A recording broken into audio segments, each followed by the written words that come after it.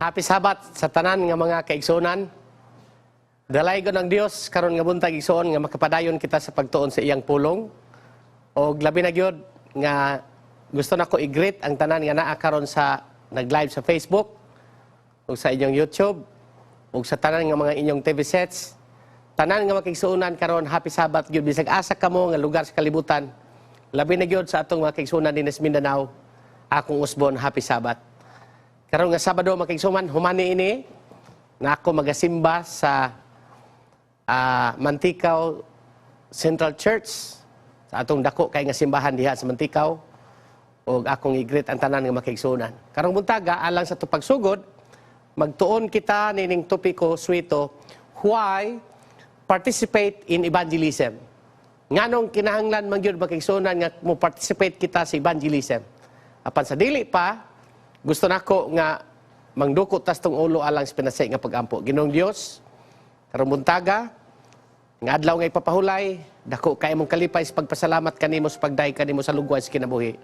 Salamat dining talagsaon kay nga higayon nga kay mi magauban. Naglaom kami nga makahatag kini kadasig kanamo sa pag-apil sa imong buhat. Amo kini pangayo. Tungod lamang sa ngalan sa luwas. Amen. Why participate in evangelism? Usa ka na kapangutana makigsuonan nga importante kaayo nga atong tagaagdakong pagtagad. Ngano man tuod nga moapil man kita sa pag-ebanghelyo. Dunay upat ka rason makigsuonan sa pipila lang ka mga minuto atong tunan kini. Upat ka mga bugat nga mga rason nganong ikaw gako moapil gayud mga higala makigsuonan sa pag-ebanghelyo. Number 1, evangelism is God's way to a vibrant life, mga kaigsuonan. Ang pag-ebanghelyo kuno mo ipaagi sa Dios nga ang imong kinabuhi magpabilin nga dunay kinabuhi. Pagkanindot makigsuonan. Number 2, evangelism opens the channels of the heart to receive the refreshing rivers of the Spirit. Ang pag-ebanghelyo di kuno makigsuonan ato nang tunan pag-ayo karon magaabli sa tambuanan sa imong kasing-kasing aron nga magadawat ikaw sa unsa man pagpabag-o diha sa balaang espiritu mga kaigsuonan. Number 3, evangelism brings joy to God's heart. Ang evangelism magadala og kalipay sa kasing-kasing sa Dios. Usa na sa pinakabugat nga rason mga kaigsuonan. Ug number 4, evangelism puts you in the center of God's activities. Ang evangelism kuno nagadala kanimo ngadto gayud sa sentro sa imong pagbuhat diha kang Ginisos. Atong balikan ang number 1 makigsuonan, ato ning tagsa-tagsaon. Evangelism number 1 is God's way to a vibrant life. Gusto ka nga mabuhi ang imong kalag makigsuonan? Ningon siya diha, without outreach, spiritual rigor mortis sets in. Kung gusto ka nga magbalatian ka nga espirituhanon makigsuonan, ayaw kapil sa buhat. Kung gusto ka, magsakit ka, dili na kaganahan mo simba, usama na sa mga ilahanan makigsuonan nga naa kay balatian sa imong espirituhanon sa pagkinabuhi. Kung gusto ka niya na nga magpabili na, ayaw kapil sa buhat. Hangtod-hangtod igsoon, mamatay ang imong pagtuo nga to sa Ginoo. Pag-ingon siya din makigsuonan, throughout Scripture, giving away your faith is indissolubly linked to a growing faith. Pagkanindot makigsuonan. Kung diha ay makigsuonan, imong ihatag, imong ipahat ang imong pagtuo ngadto sa uban, mutubo usab ang imong pagtuo. Ang usa ka simple nga kabatuoran mao kini.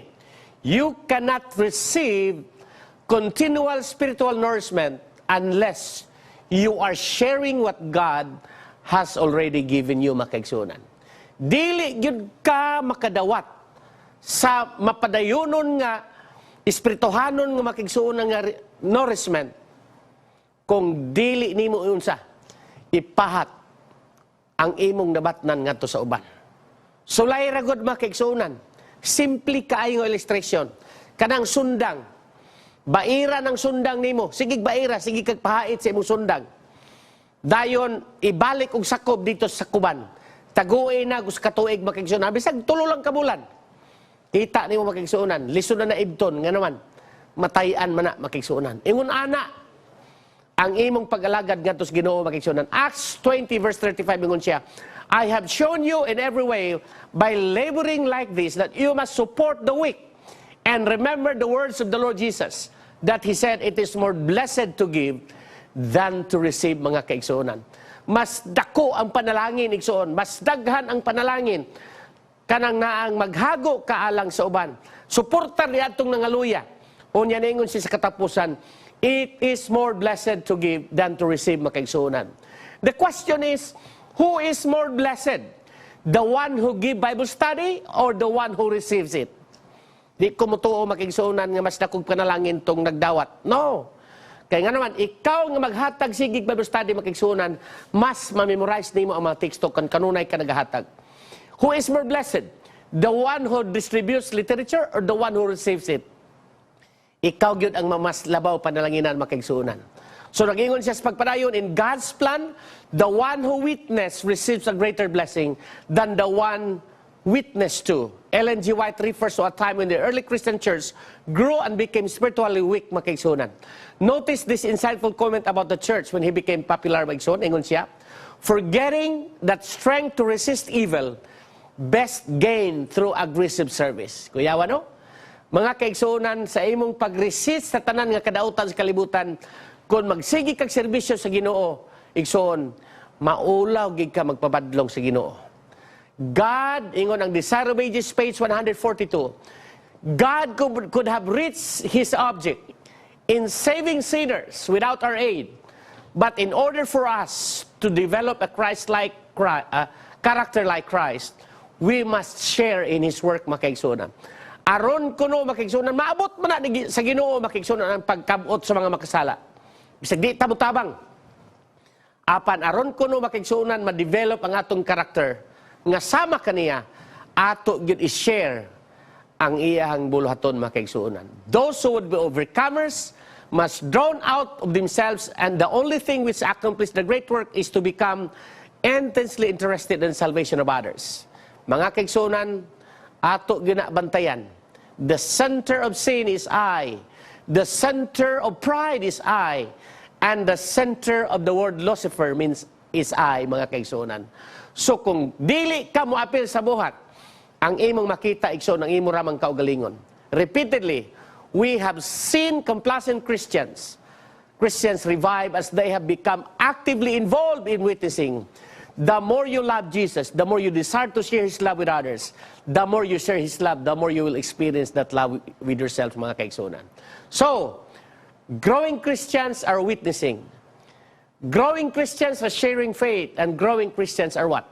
Active, mga kaigsuonan. Number 2, evangelism opens the channels of the heart to receive the refreshing rivers of the Spirit. Dali ra ni mga kaigsuonan. Ingon ang pangutana din higson, do you long for a spiritual revival in your own life? Nagahandom ba ikaw nga ma-revive, mabuhi ang imong espirituhanon nga pagkinabuhi? Do you long to see your local church revive? Ni ay saad sa Ginoo, mga kaigsuonan. Ingon siya sa Acts 1:8. But you will receive power when the Holy Spirit has come upon you, and you shall be witnesses to me in Jerusalem, in all Judea, and in Samaria, to the end of the earth, mga kaigsuonan. Madawat nimo ang gahom sa balang espiritu. Maunay saad sa Dios, mga kaigsuonan, kung ikaw mo apil sa pag-ibanghilyo. The outpouring of the Spirit in its fullness comes to empower us to become effective witnesses. And the purpose of this mighty manifestation of God's Spirit in His last day church is to enable it to take the gospel to the world, makaigsunan. Ang tuyo di ay makaigsunan. Ang gusto sa Ginoo nga mahimo kang epektibo kaayo nga witness o saksi. Kana igsuon tungod kay gusto niya nga dal-on nimo ang mensahe sa maayong balita ngadto sa tibuok kalibutan, makaigsunan. Why would God pour out His Spirit for witnessing, if we were not witnessing? Nganong tagaan man kaniya sa Espiritu nga di man kamuapil o sa pagsaksi? Why should God equip us by the power of the Spirit to witness if we have no interest in witnessing? Nganong i-equip man ka si Ginoo sa balang Espiritu siyang gahom nga di man ka interesadong muapil, makaigsunan? Mo nang dili gyud katagaan niya, makaigsunan, kundi ka interesado. So the outpouring, ingon ang Review and Herald, Joel 21, 1896. The outpouring of the Spirit of God, which lightens the whole earth with His glory, will not come until we have an enlightened people that know by experience what it means to be laborers together with God. So makigsuunan ang pagbuhos, ang pagbubo sa balang Espiritu makigsuunan, nga maghatag og kahayag sa tibuok kalibutan, dili gayud makigsuunan kana mahitabo. Kung ikaw, ingon niya, will not come until we have an enlightened people. Ikaw ako igsuon, tagaan niya, buhusan niya sa balang Espiritu, kung willing ka mo apil makigsuunan, makigkauban kaniya. When we have entire, wholehearted consecration to the service of Christ, God will recognize the fact by the pouring of His Spirit without measure. But this will not be while the largest portion of the church are not laborers together with God, makigsunan. At least the largest portion is 51%. And when God's church heeds God's command to go and preach and share the gospel, makigsunan, He will honor their commitment by the outpouring of the Spirit, igsuon. Second to the last, evangelism brings joy to God's heart. Ang evangelism, makigsuunan, nagadala kalipay ngadto sa kasing-kasing sa Dios.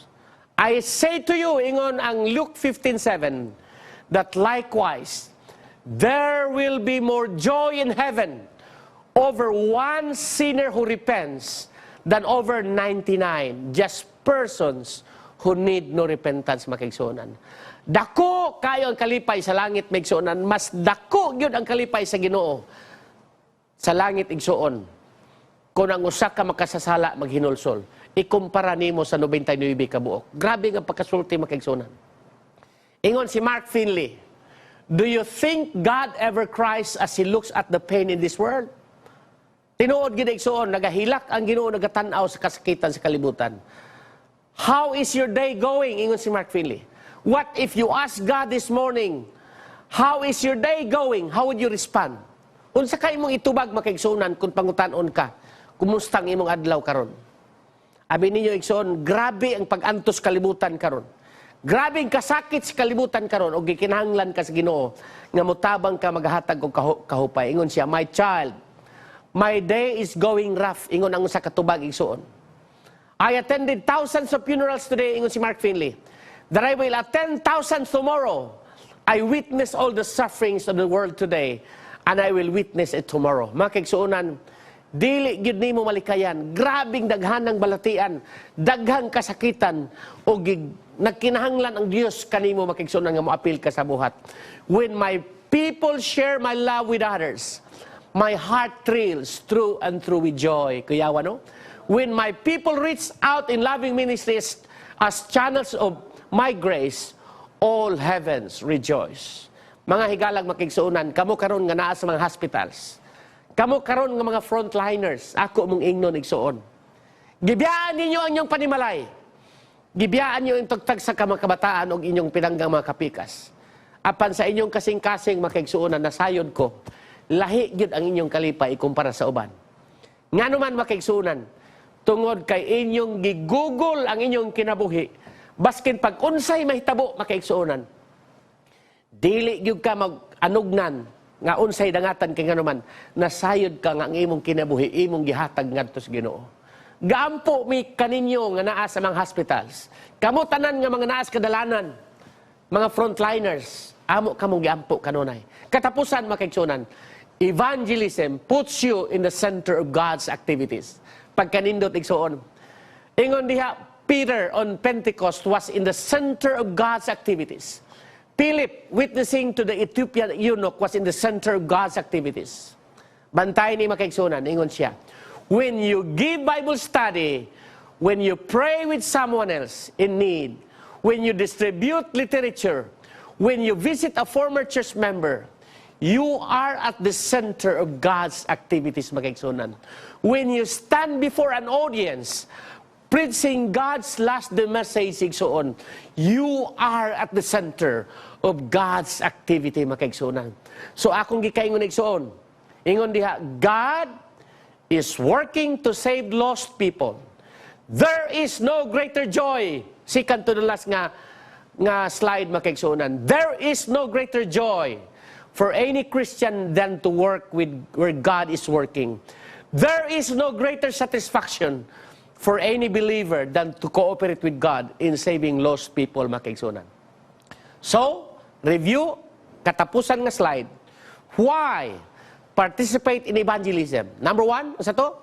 Evangelism is God's way to a vibrant spiritual life. Number two, evangelism opens the channels of the heart to receive the refreshing rivers of the Spirit. Number three, evangelism brings joy to God's heart. And lastly, evangelism puts you in the center of God's activities. Ako nang hinaot makigsuunan, nga karong October 6 to November 14, wala giusa nga dili mo apil ni ng 40-day journey makigsuunan nga maghatag og kumpletong kausaban sa imong kinabuhi mintras kita magapaabot sa Ginoo. God bless you. More power. Ako nang hinaot nga dili gyud ninyo pakyason. Apil kamo sa buhat kung gusto kamo nga makabaton kamo vibrant ka kinabuhi. Mahimo kamong sandayong sa panalangin sa balang espiritu. Malipay ang Dios glabaw sa tanan. Ang imong kinabuhi naa sa sentro ni Jesus makigsunan. God bless you. Happy Sabbath kanyong tanan mga kaigsunan.